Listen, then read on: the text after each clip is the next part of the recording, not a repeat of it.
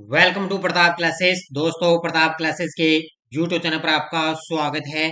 आज है 30 सितंबर 2024 और 30 सितंबर 2024 के जितने भी इंडिया और वर्ल्ड के जो करंट अफेयर्स के क्वेश्चन बनते हैं, आज उनका अपने डिस्कशन करेंगे। पूरा वीडियो ध्यान से देखना और लास्ट में आपसे क्वेश्चन पूछूंगा जिनके जवाब आपको कमेंट बॉक्स में देना होगा। आज अपने पढ़ेंगे वैश्विक नवाचार सूचकांक 2024 में भारत का स्थान। नरेंद्र मोदी ने 3 परम रुद्र सुपर कंप्यूटर वर्चुअली रूप से लॉन्च किए हैं और विश्व पर्यटन दिवस पर पर्यटन मित्र और दीदी पहल की शुरुआत की गई। इनकी आज हम चर्चा करेंगे पूरे लेटेस्ट न्यूज के साथ में। डेली आपको सुबह मेरी करंट अफेयर्स की क्लास मिलती है बढ़िया तरीके से। तो सभी साथी एक बार सेशन को लाइक शेयर करेंगे। सभी साथियों को गुड मॉर्निंग। और आज 30 सितंबर 2024 की अपनी करंट अफेयर्स की क्लास स्टार्ट करने जा रहे हैं। और इससे पहले ये अपनी सीएटी की विशेष पुस्तक उपलब्ध है। ग्रेजुएशन लेवल का तो एग्जाम हो चुका है और मैंने टेलीग्राम पे सारे आपके लिए पिक्चर डाल दिए थे जो लगभग मैंने करंट करवाया था 2022 से अंदर 2023 के करंट जो आए हैं वो मैंने आपको टेलीग्राम पे पूरे प्रूफ के साथ में डाल दिए। और आज मैं 9 या 10 बजे तक आज सुबह ही लाइव क्लास में लेकर आऊंगा ताकि आपको पता चले किस प्रकार इंडिया करंट के प्रश्न आए हैं और मैंने जो करवाया किस कहां से कौन से महीने से करंट में प्रश्न आ चुका है, क्योंकि आगे सीएटी 12वीं लेवल का फिर एग्जाम है। अपने उसी के अकॉर्डिंग अपने अब की बार करंट पढ़ेंगे। तो 2022-23 वगैरह है करंट एक बार अपने पढ़ेंगे क्योंकि ऐसे करंट आ रहा है। तो ये पुस्तक आप जरूर लेकर आए, बढ़िया तरीके से पुस्तक है। सबसे पहले हम जो 2 दिन शनिवार के दिन आपको करंट की क्लास नहीं मिली थी, शुक्रवार के दिन हमने जो क्वेश्चन पढ़े थे उनको रिवाइज करेंगे। 2024 हांगजो ओपन टेनिस चैंपियनशिप का युगल खिताब जीतकर अपना पहला एटीपी खिताब किसने जीता? तो जीवन नेदुचेनियन और विजय सुंदर प्रशांत ने। ब्रिटेन की संसद के हाउस ऑफ लॉर्ड्स ने किसे ग्लोबल प्रेस्टीज अवार्ड से सम्मानित किया? विनोद बच्चन को। एशिया पावर इंडेक्स 2024 में भारत को कौन सा स्थान मिला? ये मिला है तीसरा स्थान। जस्टिस सुरेश कुमार गैत ने किस राज्य के 28वें चीफ जस्टिस के तौर पर शपथ ली? तो मध्य प्रदेश के। और एमएस रामचंद्र राव ने किस राज्य हाईकोर्ट के नए चीफ जस्टिस बने? तो ये बने हैं झारखंड के। और कल संडे था, संडे के दिन आपको वीकली करंट अफेयर्स की क्लास मिली थी। तो स्टार्ट करें आज की करंट अफेयर्स की क्लास। पहला क्वेश्चन देखो आपके सामने। वैश्विक नवाचार सूचकांक 2024 में भारत को कौन सा स्थान मिला है? और सूचकांक से रिलेटेड प्रश्न आ चुका है। तो वैश्विक नवाचार सूचकांक 2024 के अंदर भारत को कौन सा स्थान मिला? इसके अंदर भारत को स्थान मिल चुका है कौन सा? 39वां स्थान। ऑप्शन नंबर 1 कौन सा स्थान मिला है? ये 39वां स्थान मिल चुका है। देखो, भारत ने वैश्विक नवाचार सूचकांक GII 2024 में 133 अर्थव्यवस्थाओं में से 39वां स्थान हासिल किया है। ये देखो 39वां, 133 अर्थव्यवस्थाओं में से एक 39वां स्थान हासिल किया। जिनेवा स्थित विश्व बौद्धिक संपदा संगठन की रिपोर्ट के मुताबिक इस सूचकांक में भारत पिछले साल 40वें स्थान पर था। अब देखो बौद्धिक संगठन है, इसके रिपोर्ट के मुताबिक देखें तो भारत पिछले साल 40वें स्थान पर था, लेकिन वैश्विक नवाचार सूचकांक के अंदर अब की बार भारत आ गया 39वें स्थान पर। उन्होंने कहा कि नव प्रवर्तकों और उद्यमियों के कारण भारत में नवाचार के माहौल को मजबूती मिल रही है। WIPO के मुताबिक स्विट्जरलैंड, स्वीडन, अमेरिका, सिंगापुर और ब्रिटेन दुनिया की सबसे अधिक नवाचार वाली अर्थव्यवस्थाएं हैं। तो याद रखना स्विट्जरलैंड वगैरह है, स्वीडन, अमेरिका, सिंगापुर ये सबसे टॉप पर है और भारत है 39वें स्थान पर। तो इसको याद रखना अच्छे तरीके से। अगला प्रश्न देखो आपके सामने। अमेरिकन एस्ट्रोनॉमिकल सोसाइटी के रिसर्च नोट्स में सबसे पहले किस मिनी मून को देखा गया है? बड़ा गजब का प्रश्न है आपके लिए। ये तस्वीर में आप देख सकते हो। देखो पृथ्वी के लिए एक चंद्रमा तो है, लेकिन अब दूसरा चंद्रमा फिर जा रहा है। लगभग ये 3 से 4 2 महीनों की यात्रा करेगा, परिक्रमा करने जा रहा है। तो अमेरिकन एस्ट्रोनॉमिकल सोसाइटी के रिसर्च नोट्स में सबसे पहले किस मिनी मून को देखा गया? इस मिनी मून का नाम रखा गया है PT5। क्या नाम है इसका? PT5। ध्यान रखना भी, PT5 इस मिनी मून का नाम रखा गया है। और ये अमेरिकन एस्ट्रोनॉमिकल सोसाइटी के रिसर्च नोट में सबसे पहले इस मिनी मून को देखा गया। नाम क्या रखा गया? PT5। तो इसका उत्तर हो जाएगा ऑप्शन नंबर सी। तो अमेरिकन एस्ट्रोनॉमिकल सोसाइटी के रिसर्च नोट्स में सबसे पहले इस मिनी मून के बारे में बताया गया था। क्षुद्र ग्रह 2024 PT5 29 सितंबर से 25 नवंबर के बीच लगभग 2 महीने तक पृथ्वी की परिक्रमा करेगा। तारीख भी याद रखना भी, 29 सितंबर से लेकर 25 नवंबर के बीच में 2 महीने पृथ्वी की परिक्रमा करेगा। नासा की गणना के अनुसार अंतरिक्ष में दिलचस्पी रखने वाले 29 सितंबर को इसे देख सकेंगे। यह क्षुद्र ग्रह एक मिनी मून होगा जो लगभग 2 महीने तक पृथ्वी की परिक्रमा करेगा। और इस क्षुद्र ग्रह को सबसे पहले नासा के एस्ट्रोनॉइड अलर्ट सिस्टम ने 7 अगस्त को देखा था। तो ध्यान रखना, सबसे पहले 7 अगस्त को नासा का है एस्ट्रोनॉइड अलर्ट सिस्टम ने 7 अगस्त को देखा। और यह 29 सितंबर से लेकर 25 नवंबर के बीच में 2 महीने में के अंदर पृथ्वी की यात्रा परिक्रमा करेगा। इसका नाम आपको याद रखना है PT5। हाल में पीएम मोदी ने वैज्ञानिक अनुसंधान को बढ़ावा देने के लिए परम रुद्र सुपर कंप्यूटर कहाँ लॉन्च किया है? ये तस्वीर में आप देख सकते हो कि पीएम मोदी ने वैज्ञानिक अनुसंधान को बढ़ावा देने के लिए परम रुद्र सुपर कंप्यूटर लॉन्च किया है। तो ये किया है, एक पुणे शहर है, दूसरा दिल्ली और तीसरा कोलकाता। इन तीनों शहरों के अंदर लॉन्च किया। इसका उत्तर हो जाएगा प्रयुक्त सभी। और सीएटी के अंदर क्वेश्चन आया था कि 41वां लोकमान्य तिलक पुरस्कार किसको दिया गया?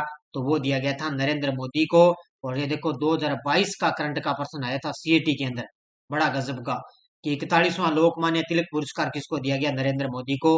और ये 2022 के अंदर मैंने करंट की क्लास में आपको करवाया है। इसलिए 12वीं लेवल के अंदर है ना, अपने 2023 का करंट का अपने रिवाइज करेंगे। लगभग 15 दिन बच जाएंगे ना एग्जाम के, तब मैं आपको इस प्रकार रिवाइज करूंगा ताकि आपका वहां से क्वेश्चन बाहर जाएगा नहीं। देखो, मोदी जी ने 26 सितंबर 2024 को 3 परम Rudra super computer virtually launch किए।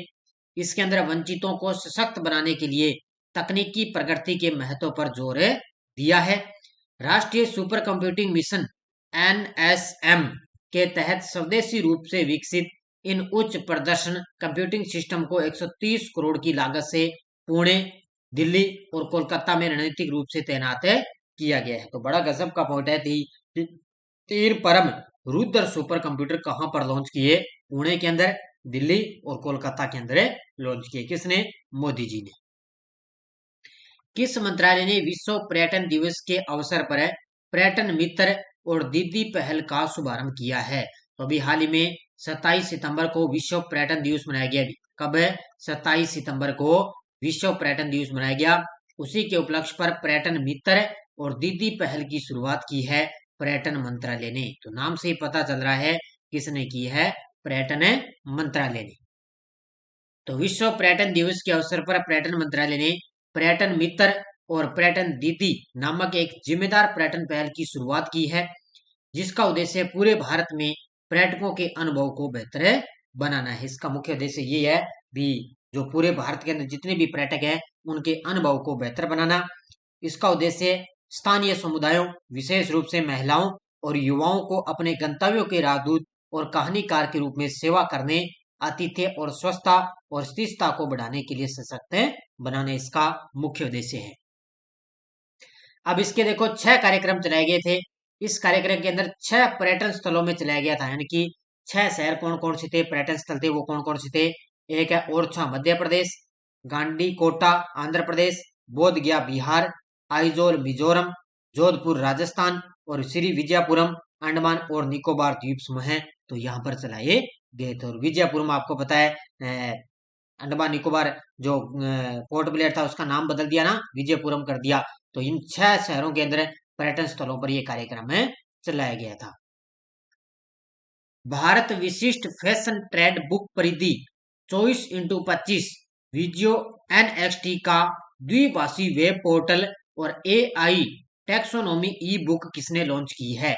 तो भारत विशिष्ट एक फैशन ट्रेंड बुक है, परिधि 24x25 वीडियो NXT का द्विभाषी वेब पोर्टल और AI टैक्सोनॉमी ई बुक लॉन्च की है गिरिराज सिंह ने। हालांकि मैंने 3-4 दिन पहले क्वेश्चन करवा दिया है, लेकिन थोड़ा सा इसमें चेंज हुआ तो मैं आपको और बता देता हूं।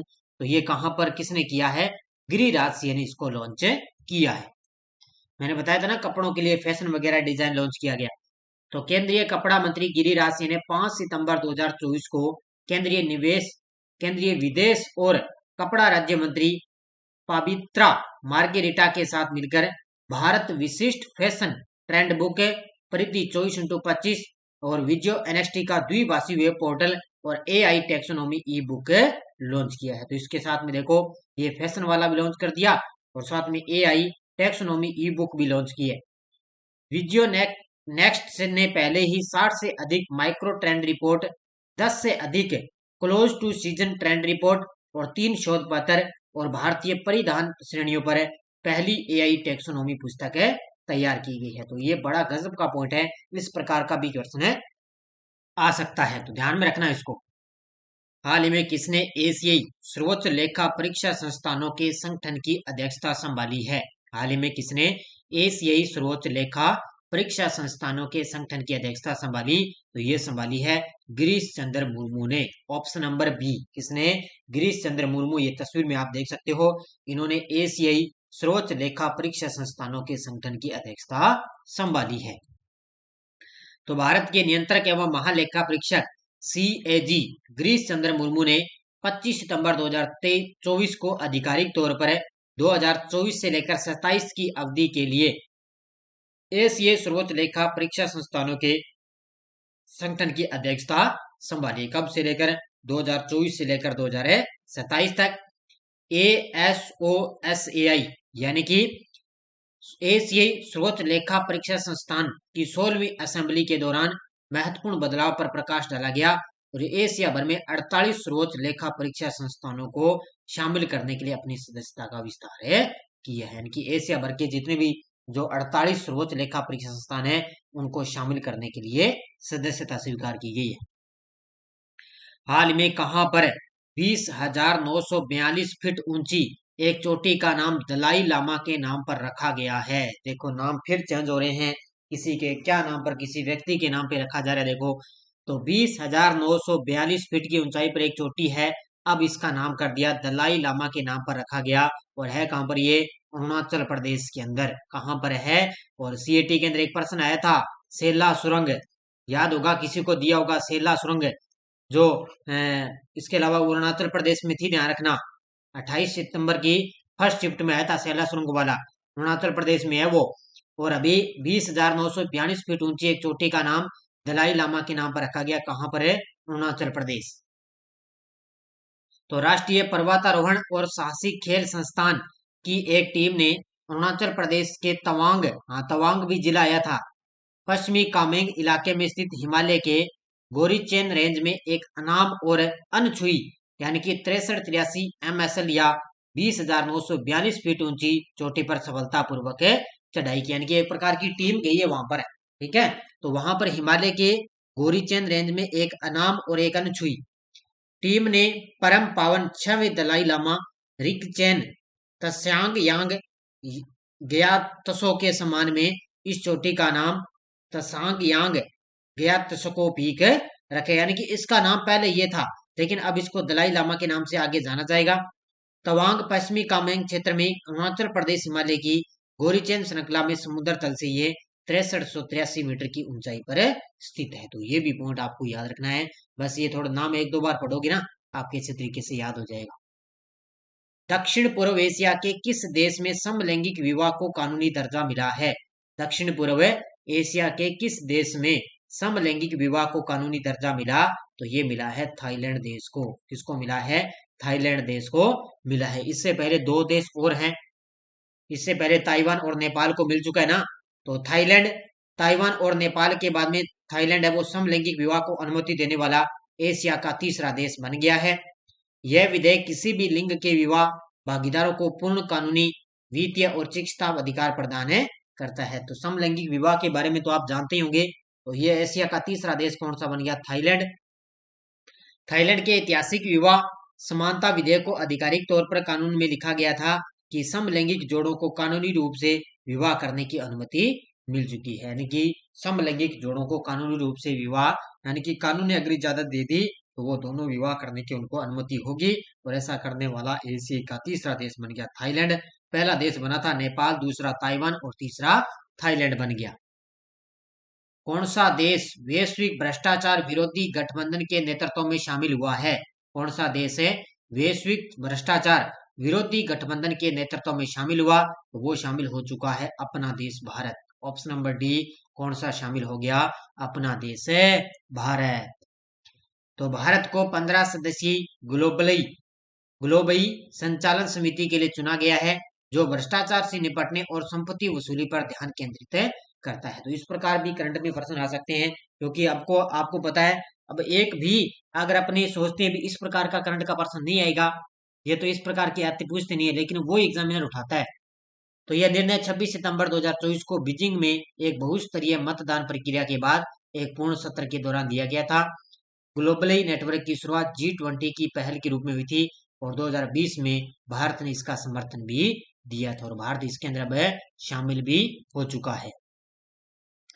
हाल में शिगेरू इशिबा किस देश के नए प्रधानमंत्री बने हैं? तो शिगेरू इशिबा किस देश के नए प्रधानमंत्री बन गए?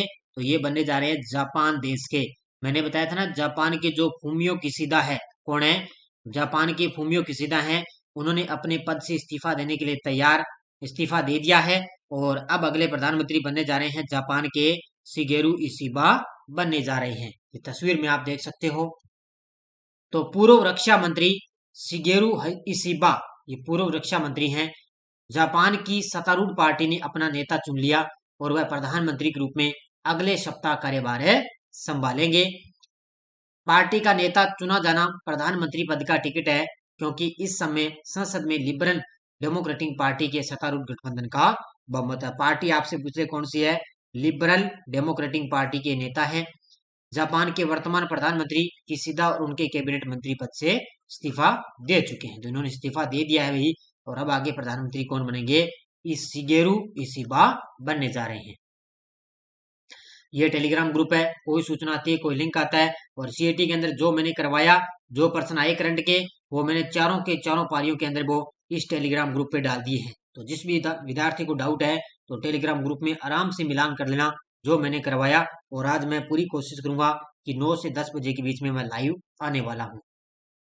प्रधानमंत्री ने किस राज्य के अमरावती में पीएम मित्रा पार्क की आधारशिला रखी? तो ये रखी है महाराष्ट्र के अंदर। बहुत सारे विद्यार्थियों ने बड़े शानदार तरीके से जवाब दिए, उन सभी को हार्दिक शुभकामनाएं। जो विद्यार्थी डेली मेरी करंट की क्लास देखेगा उसी को फायदा मिलेगा बस। हाल में 32वें एकलव्य पुरस्कार 2024 के लिए किसे चुना गया? प्रत्याशा रे, रिया सिंघा, प्रशांति राम, किरण राव। इसका जवाब आपको कमेंट बॉक्स में देना है। बाकी आपको बढ़िया तरीके से ये टेस्ट सीरीज दी जा रही है, ये टेस्ट सीरीज आप ज्वाइन कर लेना वार्षिक करंट की। इसमें डेली, वीकली, मंथली सब आपको टेस्ट मिल रहा है।